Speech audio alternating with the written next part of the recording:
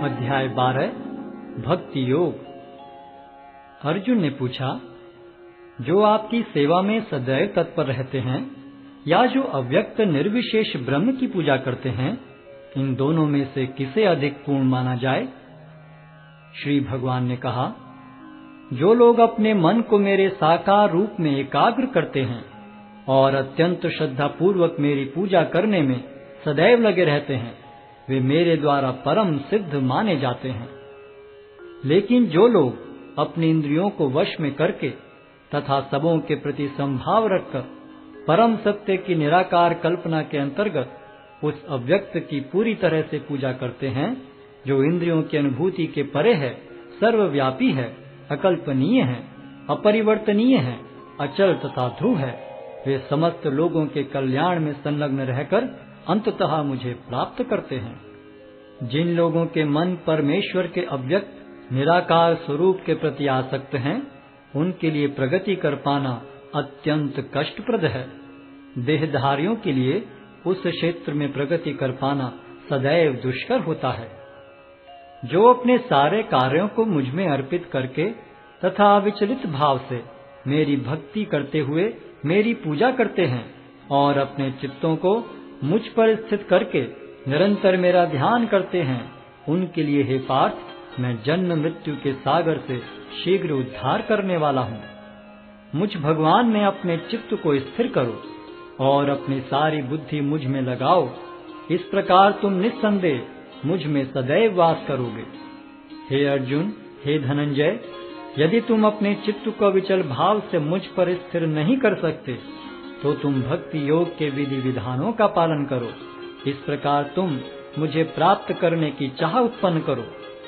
यदि तुम भक्ति योग के विधि विधानों का भी अभ्यास नहीं कर सकते, तो मेरे लिए कर्म करने का प्रयत्न करो, क्योंकि मेरे लिए कर्म करने से तुम पूर्ण अवस्था को प्राप्त होगे।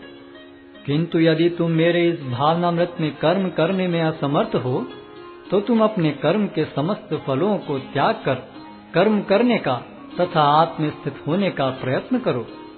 यदि तुम यह अभ्यास नहीं कर सकते, तो ज्ञान के अनुशीलन में लग जाओ। लेकिन ज्ञान से श्रेष्ठ ध्यान है और ध्यान से भी श्रेष्ठ है कर्म फलों का परित्याग, क्योंकि ऐसे त्याग से मनुष्य को मन शांति प्राप्त हो सकती है।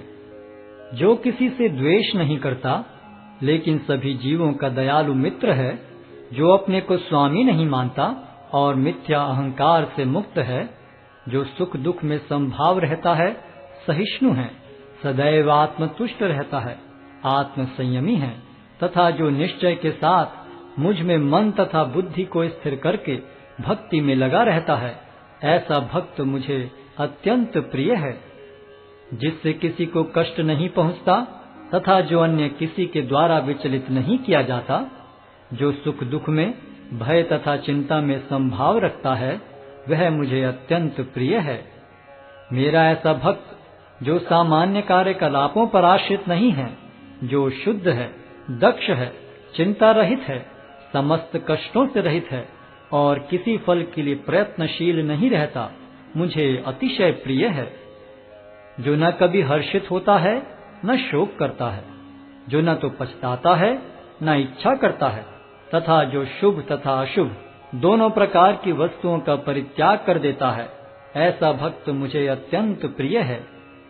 जो मित्रों तथा शत्रुओं के लिए समान है, जो मान तथा अपमान, शीत तथा गर्मी, सुख तथा दुख, यश तथा अपयश में संभाव रखता है, जो दूषित संगति से सदैव मुक्त रहता है, जो सदैव मौन और किसी भी वस्तु से संतुष्ट रहता है, जो किसी प्रकार के घर बार की परवाह नहीं करता, जो ज्ञान में दृढ़ है और जो भक्ति में संलग्न है, ऐसा पुरुष मुझे अत्यंत प्रिय है। जो इस भक्ति के अमर पथ का अनुसरण करते हैं और जो मुझे ही अपना चरम लक्ष्य बनाकर श्रद्धा सहित पूर्ण रूपेण संलग्न रहते हैं, वे भक्त मुझे अत्यधिक प्रिय हैं।